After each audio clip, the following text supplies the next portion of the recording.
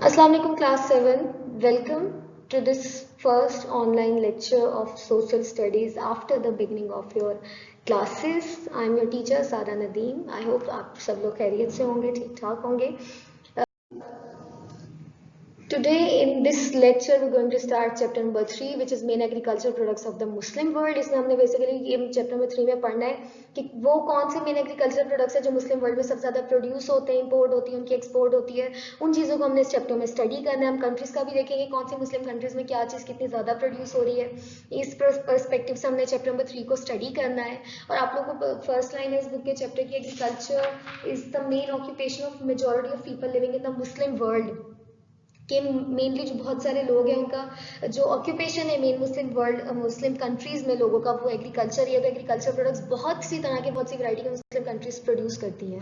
तो आज के लेक्चर में हमने वूल पढ़ना है और कॉटन पढ़ना है, which are on page number 10 and 11.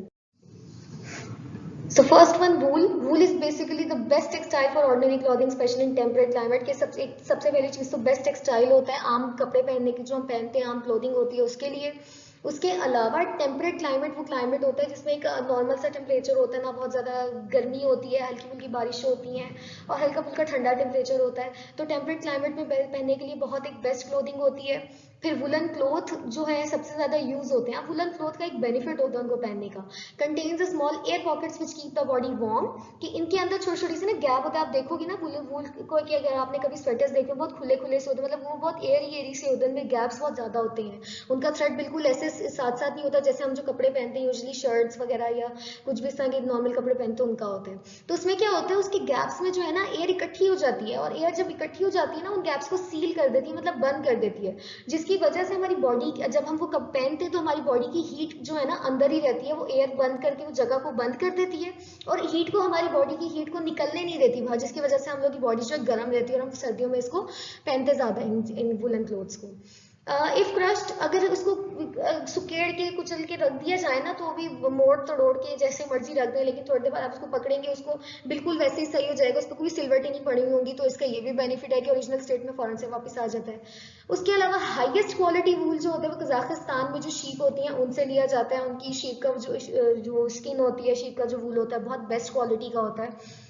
और पाकिस्तान एंड टर्की की बात की हुई है. वूल जो है थोड़ी सी हमारी जो शीप होती हैं वो हार्ड होती है, रफ होती है उनकी स्किन उनकी, तो इस वजह से परफेक्ट होती है वो जो वूल दी जाती है उनसे बनाई जाती है एनिमल्स की. टर्की एंड पाकिस्तान में वो कारपेट मेकिंग के लिए बहुत बेस्ट होती है. आपको पता है पाकिस्तान के जो कारपेट्स वैसे पूरे वर्ल्ड में बहुत ज़्यादा फेमस है, बहुत अच्छी क्वालिटी के कारपेट्स होते हैं. तो इस वजह से हम बड़ी अच्छी हमारी एक्सपोर्ट भी है कारपेट मेकिंग की. तो खैर 10% जो वर्ल्ड की वूल है वो आती है मुस्लिम कंट्रीज में, Iran, Afghanistan, Pakistan, Turkey and central Asian state से. कि पूरी दुनिया में जितना भी वूल प्रोड्यूस हो रहा है ना उसका 10% ये कंट्रीज प्रोड्यूस कर रही है जो कि मुस्लिम कंट्रीज हैं सारी.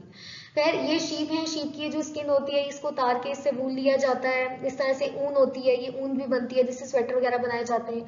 ब्लैंकेट्स भी होते हैं इस तरह के, और इस तरह के स्वेटर तो हम पहनते ही बहुत ज्यादा हैं वूल के. The next product is cotton. Cotton is the world's leading agricultural crop. कि cotton वो crop है जिसकी agriculture में production सबसे ज़्यादा होती है पूरी दुनिया में. cotton की production की reasons है कुछ, उसको मतलब easily grow कर जाती है, बहुत hard rough and tough उस टाइप की situation कंडीशंस उसको नहीं चाहिए होती. एक ये इसका बहुत बड़ा बेनिफिट है कॉटन का. तो अक्सर बहुत ज़्यादा यूज़ भी बहुत ज़्यादा है इसका, इम्पोर्ट एक्सपोर्ट में भी बहुत ज़्यादा होती है. इवन पाकिस्तान की बात करें तो हमारी तो सबसे जो बड़ी एक्सपोर्ट है वो है ही कॉटन. हम सबसे ज़्यादा एक्सपोर्ट कॉटन करते हैं और इसी से अर्न करते हैं सबसे ज़्यादा. फिर यूजेस देख, अच्छा कॉटन कुछ इस तरह की होती है, इसके बड़े ब्यूटीफुल से बड़े प्यारे प्यारे से इसके बाग होते हैं जिसपे फूलों की तरह व्हाइट कलर की कॉटन लगी होती है, इसको उतारा जाता है. इसमें बीज भी होते हैं तो बीज इसके सेपरेट किए जाते हैं, उसका पूरा प्रोसेस होता है सेपरेट करने का. फिर यूजेस देखने for next cheap cloth for everyday use की आम जो हम कपड़े पहनते हैं उस वो बनाने के लिए सबसे ज्यादा कॉटन यूज होती है. फिर जो पतले पतले थिनेस्ट एंड फाइनेस्ट फैब्रिक, पतले पतले से जो कपड़े होते हैं और बड़े अच्छी क्वालिटी के जो कपड़े होते हैं वो भी कॉटन से बनाया जाता है. फिर heavy canvas for tents and sail, जो मोटे मोटे कपड़े होते हैं, एक कहाँ एक तरफ हम सस्ते कपड़े की बात कर रहे हैं, कहाँ एक तरफ हम एक बारीक और एक बड़े अच्छी क्वालिटी कपड़े की बात कर रहे हैं, कहाँ दूसरी तरफ कैनवस का जो होता है जो टेंट्स वगैरह में यूज होता है.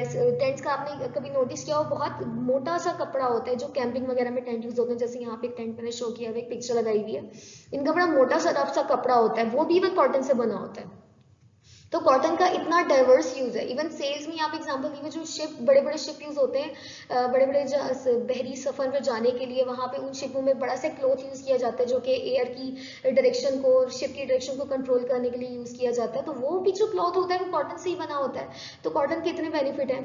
खैर, comfortable to wear in hot climates की, जो सख्त गर्मी वाले जो मौसम होता है उसमें सबसे पहनना बहुत कंफर्टेबल होता है, क्योंकि हल्का हल्का कपड़ा होता है, पहनना ईजी रहता है। दूसरा एक बहुत बड़ा इसका जो बेनिफिट है पहनने का, rapidly absorbs moisture release from the body A sweat, के बहुत तेजी से जो भी हमें पसीना आ रहा होता है ना गर्मी में, उसको एब्जॉर्ब कर लेते हैं मॉइस्चर। इसमें कॉटन क्लॉथ की अपनी कह लो एक प्रॉपर्टी होती है कि जो गर्म उसकी मॉइस्चर होता है, गीलापन होता है, उसको जल्दी से अपने अंदर एब्जॉर्ब कर लेता है। जैसे बॉडी की यहाँ पे बात की गई, स्वेट होता है, पसीना आता है, तो जल्दी से फटाफट उसको अपने अंदर एब्जॉर्ब कर लेते हैं जो भी निकल रहा होता है। उसके तो ये होता है कि हम लोग हम लोग का पसीना कम हो जाता है, बॉडी पे से उतरता है, उस कपड़े पे आता है, फिर वो ड्राई हो जाता है, सूख जाता है हवा से। खैर, उसके अलावा जो उसका बेनिफिट है, इजीली डाई हो जाता है। डाई मतलब कलर करना, उसका कलर चेंज करना बहुत इजीली वो भी हो जाता है। फिर वॉश भी बहुत इजीली होता है कॉटन को करना। जैसे वूल अभी हम पढ़ रहे, तो वूल की क्लॉथ्स को वॉश करना इतना मुश्किल होता है, क्योंकि इसमें पानी भर जाता है, पानी को निकालना बहुत मुश्किल होता है, लेकिन कॉटन में ऐसा केस नहीं होता। फर्दर इसी को देखें, unlike wool, cotton can be boiled to kill off any germ और इन्फेक्शन। की कॉटन को, वूल को ऐसे करना आसान नहीं होता, ना किया जाता है, लेकिन खैर कॉटन को जो है इस तरह से बॉईल करके उसके जर्म्स को किल करना, उसके इन्फेक्शन खत्म करना बहुत ईजी होता है और किया जा सकता है। तो इसका ये भी बेनिफिट है। When cotton fibres have been removed for spinning and weaving, seeds are crushed to make oil. मैंने आपको शुरू में बताया कि इसमें सीड्स होते हैं, तो एक स्पेसिफिक तरह की मशीन होती है कॉटन की, उसमें जो उस मशीन में जो है सारे उसको जो होते हैं कॉटन के बड्स होते हैं, उनको डाला जाता है, उनको बहुत तेजी से वो जो मशीन होती है स्पिन हो रही होती है, घूम रही होती है।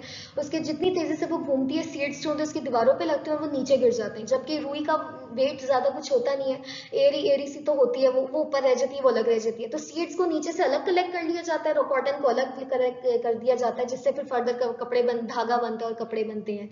सीड्स का क्या किया जाता है, उनको क्रश करके उसमें से ऑयल निकाला जाता है। और ऑयल किस लिए यूज होता है?